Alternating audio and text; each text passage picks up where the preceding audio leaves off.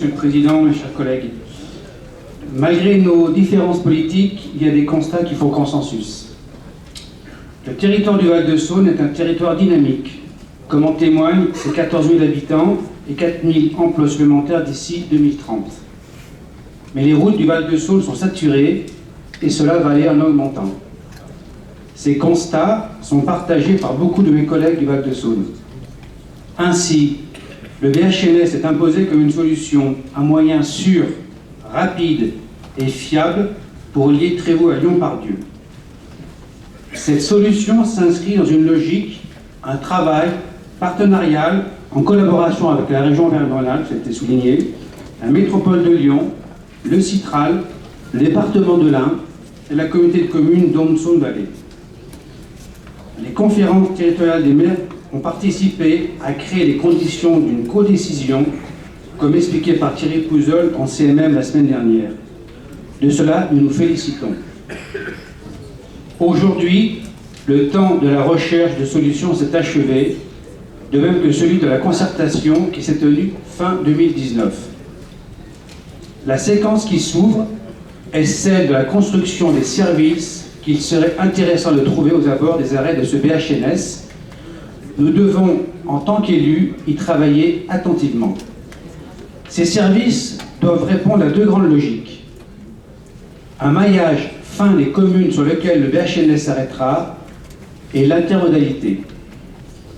En effet, il s'agit dans un premier temps de définir l'emplacement des arrêts en fonction de certaines logistiques démographiques.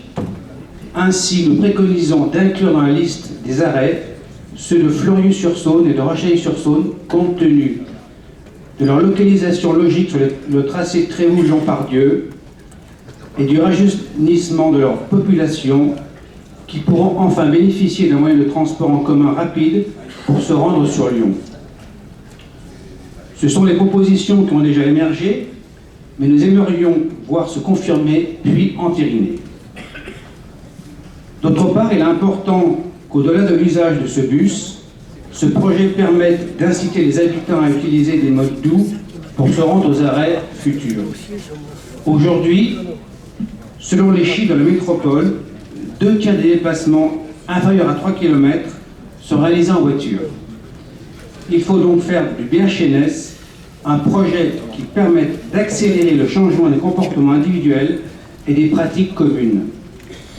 Ainsi, l'objectif n'est pas de créer de grands parkings relais à côté de chaque arrêt, facilitant l'usage de la voiture individuelle, mais bien de trouver à proximité des abris vélos sécurisés, des arceaux, des services de vélo en libre service. Bref, tout ce qui peut faciliter l'usage de modes doux sur une partie du trajet.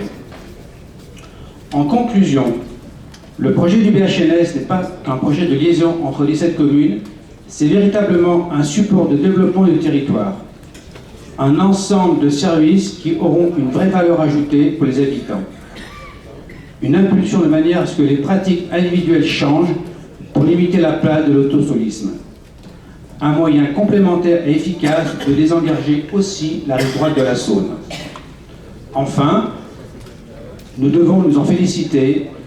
C'est l'illustration d'un vrai partenariat entre les 17 maires du Val-de-Saône qui composent la CTM, qui réfléchissent ensemble dans le cadre de celle-ci sur ce projet, et cette CTM a joué un rôle important sur ce projet.